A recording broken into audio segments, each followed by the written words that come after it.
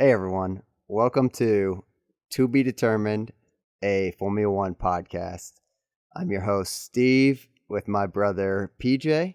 This is a podcast where we want to just talk to you and with you all the way that we talk about Formula One. And we relate it to our background playing traditional sports. I played baseball growing up, basketball, tennis, pretty much everything. Same with my brother over there. You look at Formula One as the hottest growing sport as here in the U.S. and something that we weren't exposed to. It's something along the lines of international soccer. Here in the U.S., soccer's not huge. Same as Formula One was when we were growing up. We grew up watching football. We grew up watching hockey. We watched baseball all the time. We didn't watch Formula One all the time, but nowadays, getting back into it.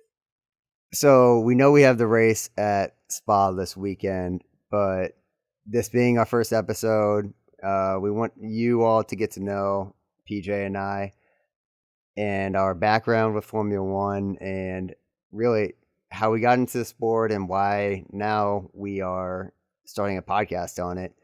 Yeah. So, PJ, can you tell us how'd you get into the sport? How'd you get into racing? And what about Formula One drew you to it? And is it your favorite form of racing? I had an interest in racing, I think I'd say, long before you. It was more of a integral part of my life and my growing up. Our mom, she worked in one of the suites every year at the 500, and I would go for probably 3 or 4 practices. I'd go down to the garage. I'd go to the party at Dry and Reinbold. So I just got introduced to racing at a super young age and found my interest there. I think it might be a little over exaggerated, but here in Denver, I tell everyone about the Indianapolis 500, and I let them know that I've only missed like 7 or 8 since I was 14 years old. 7 or 8 Indianapolis 500s. I think that number is growing, but that's where my love for racing started. It wasn't until my sophomore year in college, so back in 2015 is when I really got into Formula One. 2014, 2015, when I got into Formula One. Our mom, obviously working at the Indy team, but she also would work for the Formula One team back when F1 would race in Indianapolis at the U.S. Formula One Grand Prix.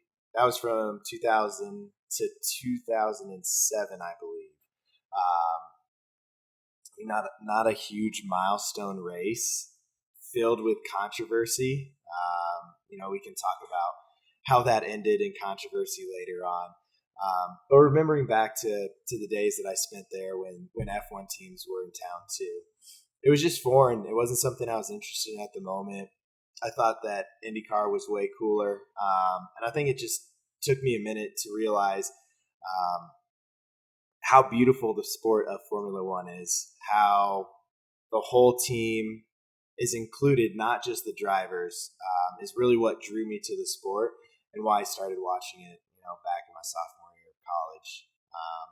You asked earlier if it's my favorite form of racing. I'd say that it is, but NASCAR is slowly creeping its way up those rankings. But share with the viewers how you got exposed to racing and specifically Formula One. Yeah, my story, my background with racing is way different than PJ's. I remember our mom going to the track and working and zero interest in going. I went maybe one time, and PJ went to every single 3 practices a week. And my love for racing at the beginning was more so for the party at the Indy 500. My friends and I going and camping out the night before the Indy 500. PJ was there for a couple of those and some good times. Not watching any of the race, really. I would watch maybe 10 laps and then go back and keep drinking beers and stuff. There was one Indy 500 that stood out.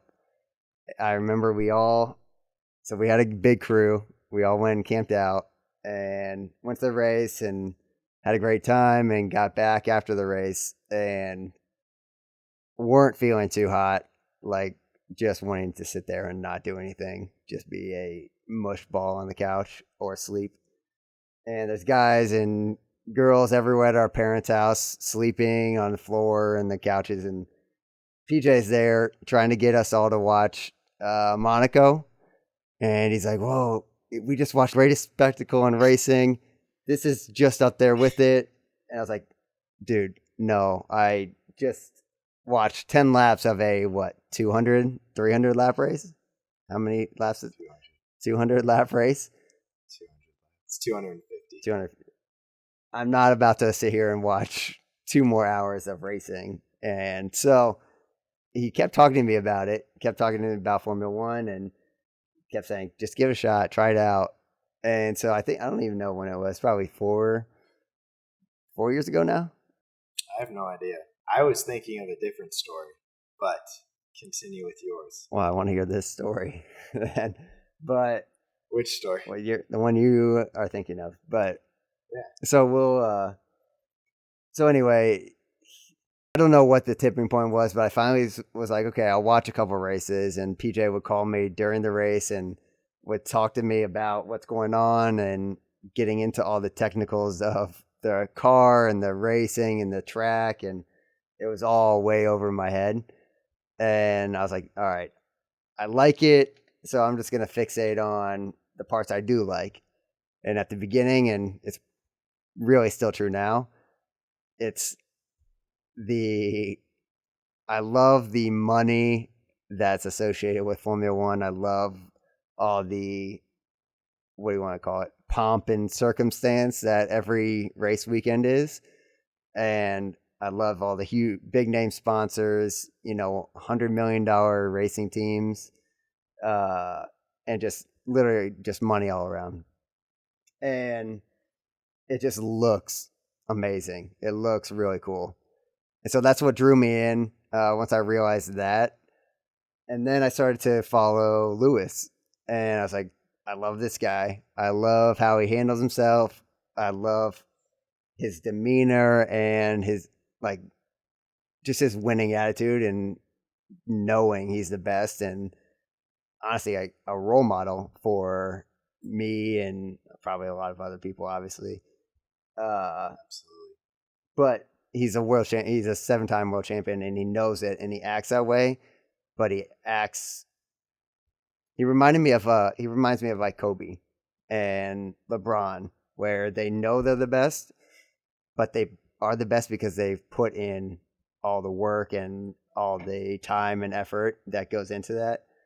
And so that's what I like about Lewis, and the fact that he's well-rounded and has his fashion career and is all about helping other people and raising awareness for everything. So anyway, that's what drew me in. And then now I love all aspects of Formula One. I'm getting into the technicals about the cars. My wife and I got my wife into it, so now she and I watch every weekend together. So that's a fun thing to do together. That's a fun activity, and we've been to 2 races now. We went to Austin last year in 2021 for the U.S. Grand Prix, and we went to Canada this year. We went to Montreal. So it's just started to become a part of our lives, and yeah, that's why I love it now. I think that's one of the things that's growing on everyone in the United States, and why the popularity is growing. I don't want to get too technical. I don't want to get too deep into the weeds. Like I said, we want to keep it, conversational and how we talk about Formula One going back and forth between us and between our friends and how we describe it. I thought you were going to bring up the story of when we went to Harry's one morning. You and Angelo and Dad were all waiting at Harry's for me to get there. And you asked why I was late, and I was like, I was at home. I was watching the Formula One race this morning, and you and Angelo and Dad were all making fun of me and saying, "Why are you watching racing? That's so boring." Or I don't even know what you guys were saying. But comes to find out, I got you interested in Formula One. I got Angelo interested in Formula One. I got Dad interested in Formula One. So that's where I thought you were going with the story. I can't remember the watching the Monaco Grand Prix after the Indianapolis 500, but I do believe that sounds like something I would do. Uh-huh. I did look it up. I lied. The Indianapolis 500 is 200 laps. Right. So I have to correct myself on that. You are right. We also, we want to bring up that we want to, kind of remain unbiased. I think Steve and I both do a great job of staying middle of the road, seeing both sides of the coin, seeing both sides of a story. But as you guys will come to hear, we are both huge Lewis guys. We love Lewis Hamilton. In my eyes, he can do nothing wrong. I'm still upset about last year. Still wish that last year had turned out differently. But yeah, I mean that's another tale for another day. That's fucking ridiculous. Still, Michael Massey.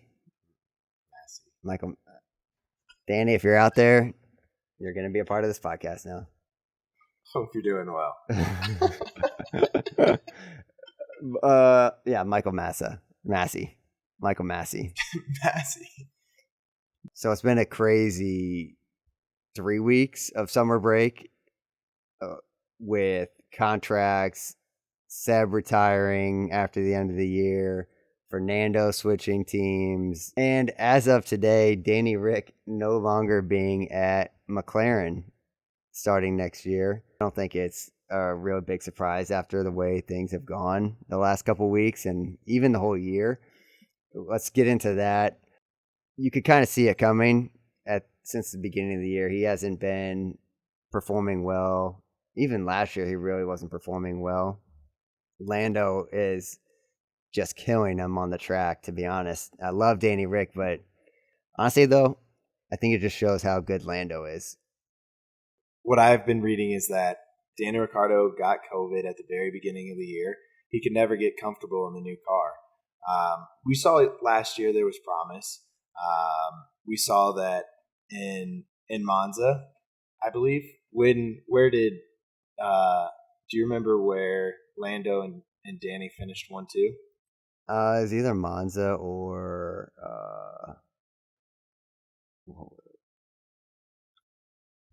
anyways, you'll look it up. You'll tell me here in a second. But it showed promise outside of that. Definitely with McLaren fighting for third in the Constructors' Trophy with Ferrari last year. We would expect to see them continue that pace into this year.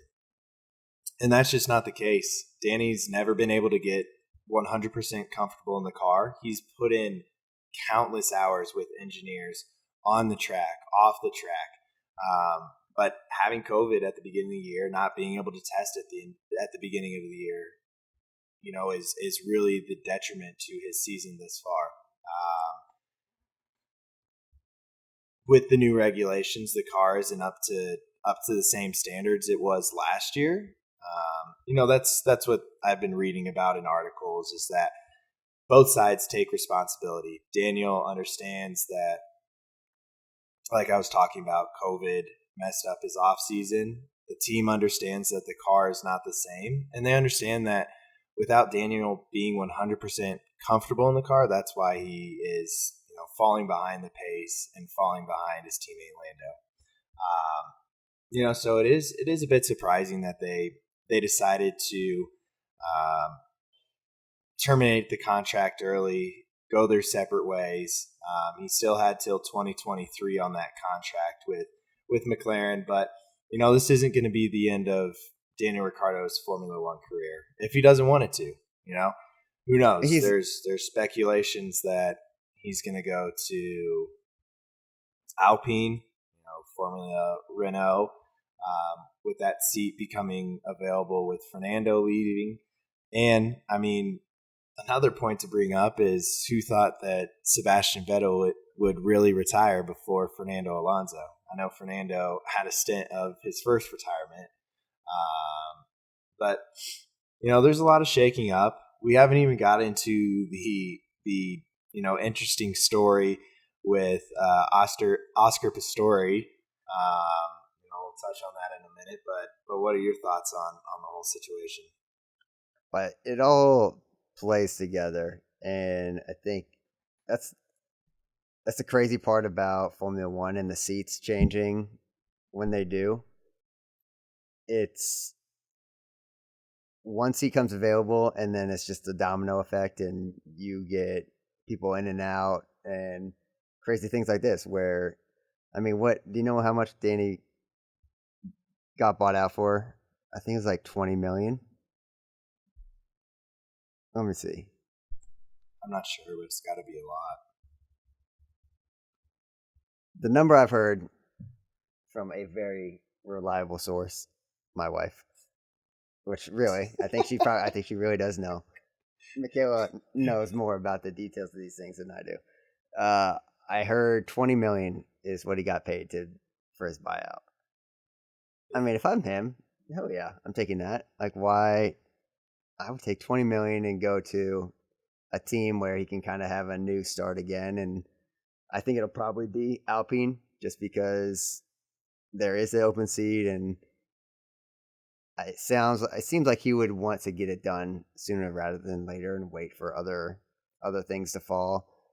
And especially with Oscar Pistori, who knows what's going to happen with that? I mean, is he in a spot or no? Because I thought he's so there's still the FIA still needs to come out with a ruling in regards to it's interesting. I mean, there's nothing like what we have in basketball or what we have in football. We saw it with the Miami Dolphins, the no tampering periods. But we don't have that in Formula One, to my knowledge. Correct me if I'm wrong, but I don't believe that that's a thing. So we'll see. I mean, it still has to come out with a ruling on that. I did find that Daniel Ricciardo got bought out for $15 million. But yes, it's a good thing. It's a good thing for him to have a fresh start. It's a good thing for him to go somewhere new and really rebuild his brand. I mean, his brand is huge in America. You talk to anyone and they're like, Daniel Ricciardo is my favorite driver. I completely understand that, but this has been, I feel like, his story for the past 2 to 3 years. I mean, ever since he left Red Bull, it's been the story of a fresh start. We'll see the true Daniel Ricciardo. We'll see him be the number one. And I don't know. We just haven't seen that yet. Thinking about it, Danny's not going to be at a Mercedes or a Ferrari or back at Red Bull. With that in mind, realistically, what do you think the highest he could finish in the Drivers' Championship could be? Anywhere. He's still a great driver. I mean, he's still an 8-time race winner. Well, I know. So there's no denying his talent, but I mean, he's not going to go there. He's going to go to Alpine. He's going to go to Aston Martin. It's going to continue to be that midfield battle. It's going to continue to be, I don't think we will see, like you said, he'll go to Alpine, right? That's what the rumor is, right? Yeah. I mean, he'll go to Alpine. If you look right now, Esteban Ocon is 58 points. He's 8th. He's just a little bit ahead of Valtteri. But I mean, I kind of see him being in that midfield battle. It's not a bad place. I think we see Valtteri much happier in the position that he's in this year, not being in the shadow of Lewis. and being able to kind of be a leader for Alfa Romeo. But like you said, I agree. We're not going to see him at Mercedes. We're not going to see him at Ferrari. Obviously not McLaren. Definitely not Red Bull. I see him being that, let's call it 8 to 14, where Sebastian Vettel is right now, in regards to the Drivers' Championship. Here's a hot take, bold prediction, coming out hot. What if Danny Rick joins Andretti Racing when they join Formula One? If I'm saying that's the hot take. If they join Formula One, I'm saying I think if Andretti, when Andretti, see, that's what I'm saying. I mean, that is a lot of variables. You have to take. That's why it's a hot take. The most powerful man in Formula One, Toto Wolff, would have to. I don't see a chance that they join without Toto's grace. You heard it here first. Danny Rick to Andretti Racing, 2024, Formula One. That's gonna be my hot take. All right. So yeah, that's what I'm saying. He's not gonna be competing for a championship. So I think he's fine with. It seems like he's fine with his career, being that he had a really good prime at Red Bull and won 8 races. I mean, you say it like that. Is he recreating Valtteri? I mean, he might as well. There's only what, 5, really 3 or 4 drivers a year in, from what I understand or what I've seen, 3 or 4 drivers a year that are competing for a world championship. So the rest are technically midfield, best of the rest. And what do you do in that situation? You go to a place that you can be on a good team, have a good time and be at a good environment, but also where you can get paid a lot of money.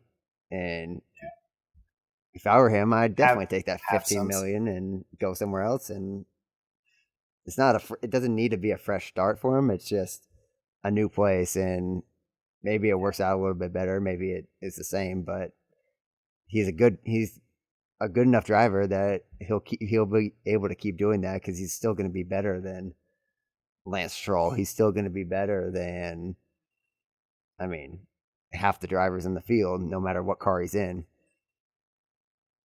On talent alone.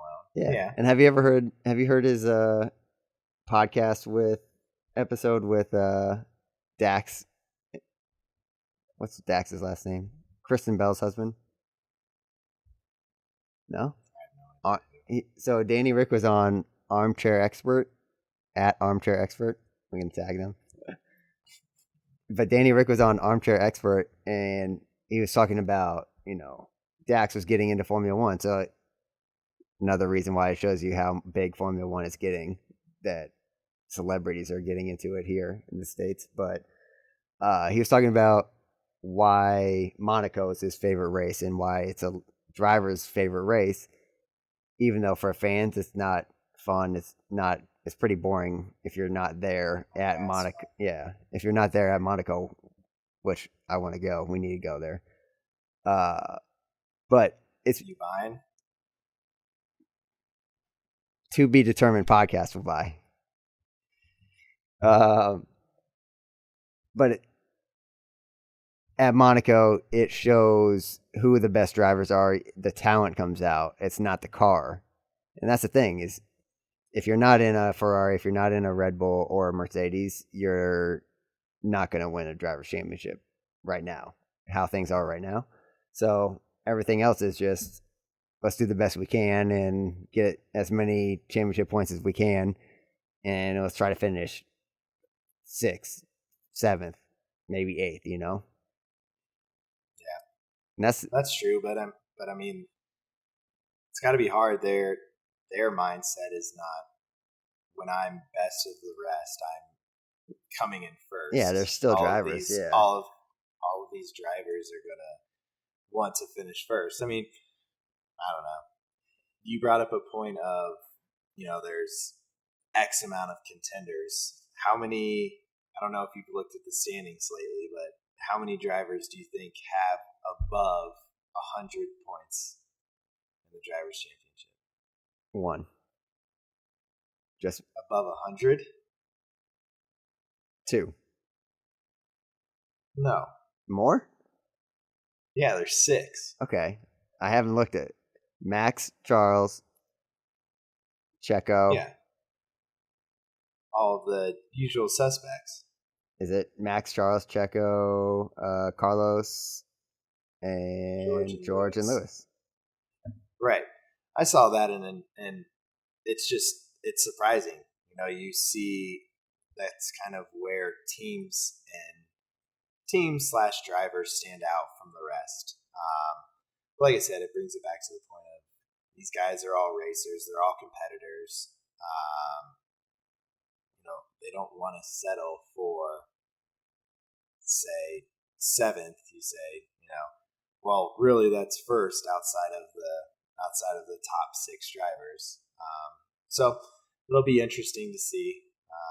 We'll see what happens, especially in the coming weeks. If we see him loosen up and have less pressure on his shoulders, or who knows what'll happen. Yeah. All right, let's get into the race this weekend at Spa. It's basically Max's home race, and he's got all the freaking orange people everywhere spraying that powder. Do you think Max is gonna just run away with it easy, or can Carlos or Charles, or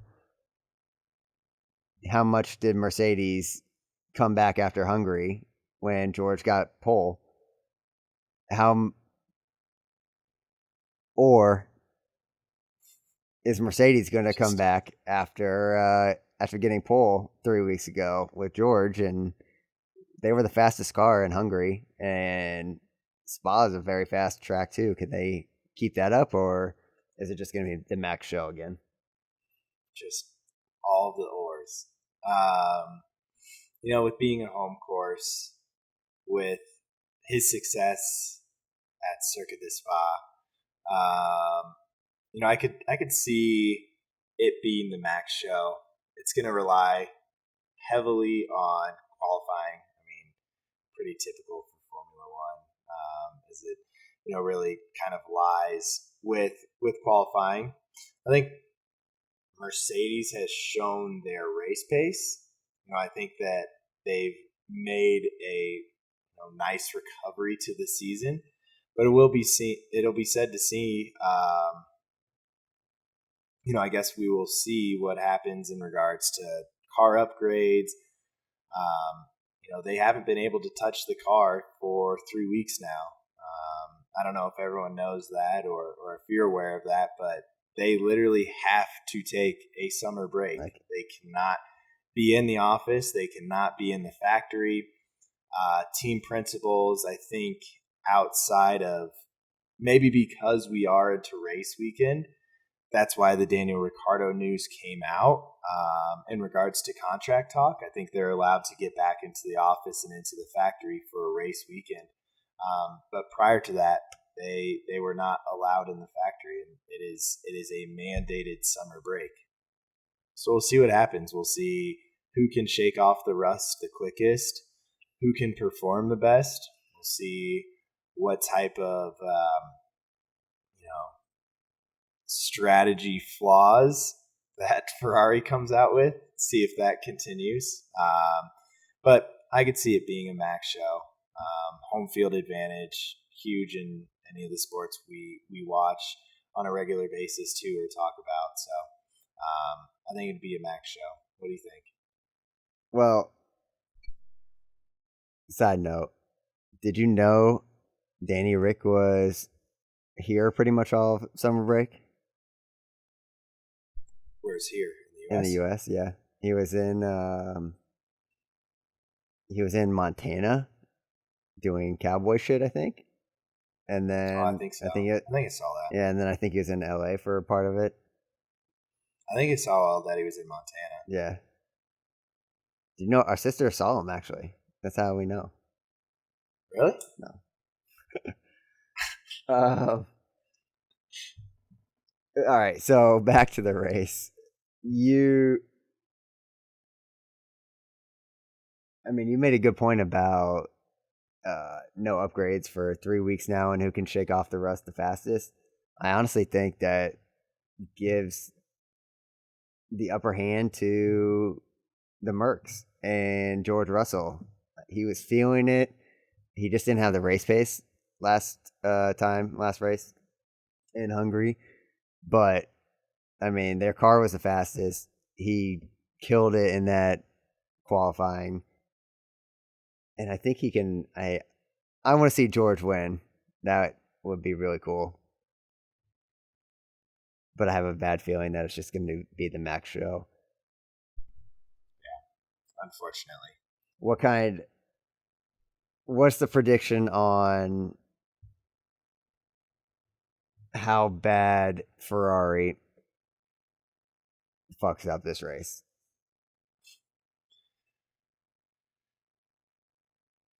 I can't fault anyone on the Ferrari pit box. Why? How? They literally they've lost 4 races, at least 4 races for Charles, and probably 2 from Carlos. I'm not saying that you have to fault someone. That they're not without fault. I'm saying that yes, it's their job. I understand that they should be able to make those decisions, but they are making decisions in a split second, and they have to be right or wrong, and they have to make it with conviction. It's inexcusable that the mistakes that they've made, but could you imagine making those decisions on your own? All the other teams are doing the exact same thing. So why they're so bad and so consistently bad? Mattia, he's got to figure it out. I don't know. There's no answer to that. Only they know the answer. Who makes those calls? Dumb. Who makes those calls? Is it Mateo? Is it Mattia or is it? I don't even. Is there a race strategy guy or a team? It would go to the driver's specific race engineer. So, like, James for Lewis. Yes. But so who gets to make the decisions then? And it's not the same decision every time. Each driver, it's their race engineer. Yeah. It comes from the top down. As an organizational, think of it as your Mike Tomlin, your head coach. He has the coaching philosophy for the Steelers, but then you have the offensive coordinator who's calling the play calls. You have Matt Canada making those play calls. You have Terrell Austin making the defensive play calls. So it comes down the ladder in that regards, and the race engineer is each coordinator for a football team. Okay, so in that example, how many times have you heard Mattia say, "This is my fault. I take responsibility for this. He doesn't. He never does that. Like should. I don't think he's a good leader because of that. Like in your example, anytime anything happens with offensive coordinator or defensive coordinator for the Steelers, Mike Tomlin comes out and says, "This is on me," And whether he means it or not, everyone knows who messed up. Everyone knows in their locker room who who had the problems and who like caused the error. Mattia never says that. Mattia never does that, and But at the end of the day, like you're saying, he's the top level. It is his responsibility. Like he is the one responsible for this person making this decision and then it going down the line. So at the end of the day, It's on Mattia, and if he's not doing that, then he's the problem. I mean, absolutely, you should come out and take the blame, and that's what he's there for. He's there to fall on the sword so that it doesn't have to go to Charles. It doesn't have to go to the race engineer. It doesn't have to go to anyone else in the team. Like you said, you make a good point. It should fall down to him, and he hasn't owned up to it. I wouldn't say he's not a good leader. I think it could be different or a different philosophy than what we see from Toto or from Christian or from Zach. We would like to see him take more responsibility, but we have zero control of that. That's how he operates. So I love seeing Ferrari return to form at the beginning of the year. Let's hope that after the summer break they figured some things out. Maybe it was just like the summer break is taking a break, collecting themselves, and being able to come together as an organization to make smart and realistic expectations and realistic calls. Instead of trying to be too fancy, maybe they're just trying to be too fancy. They got caught up in the moment. They got caught up in the glamour of how well they did at testing, how well they started the season. So we'll see what happens the second half. Yeah. Well, and hopefully Charles and Carlos have a little more say than it sounds like they have, because they always, at least for Charles, he always gives in after complaining about a call. He always, this year at least, he's given in, and so hopefully maybe he'll kind of take things into his own hands and just start making calls on his own, just like Carlos did. What race was it that Carlos won when they wanted him to? I think they wanted him to let Charles pass, and he was like, "No, right. I can win this race." And he went out and and he said no. And what did he do? He went out and won the race. And if they would have let Charles pass, something would have happened probably, and it would have been another error on their call, on the judgment. So give it to Carlos. Right. Give it to Charles. Let them make the calls. Just being more confident. But I don't know. I don't want to be the pessimist or the realist, but it does come down to emotional decisions inside of the car, and we've seen sometimes those emotional decisions by a driver, whether right, wrong, or indifferent, may not have the intended outcome that they have in the moment. So it's I think a fine balance of yin and yang between what a driver sees as right and what the team principal, team race engineer see as right on race day. That's what makes Formula One a interesting sport, in that it's so individual with the drivers, but it comes down to everything with the team, from every single part of the car, obviously, but the calls, the strategy, the decision, pit stops. But at the end of the day, it goes on to the driver, and I think it's what makes it such a cool sport. Kind of what we were talking about at the beginning, of comparing it to football, basketball, baseball. Hey, Sarah. And how much different it is, because no other sport is like that. I mean, you have, even in the individual sports like golf, it's the golfer, or tennis, it's the player. It's Formula One is a individual but a team sport, and so, like you're saying, with drivers making irrational or emotional decisions, they're just gonna. I mean, they're racing drivers who are just gonna go all out all the time, and so I think that's part of the team, that their job is to like rein in the drivers and try to control that. But I think Ferrari's doing that too much. They're trying to control too much, and they need to just let Charles and Carlos go and let them do their thing. I heard this fact earlier this week that Charles technically, mathematically, still has a chance to win the World Drivers' Championship if he wins every single race this year or for the rest of the year, even if Max comes in second. But the interesting part of the fact is that Seb did that one of the years and won every single race after summer break and won the Drivers' Championship because of that. So maybe Charles can pull that out too. I don't think so because Max is freaking really good right now. But right. Well, that's all the time we have for tonight.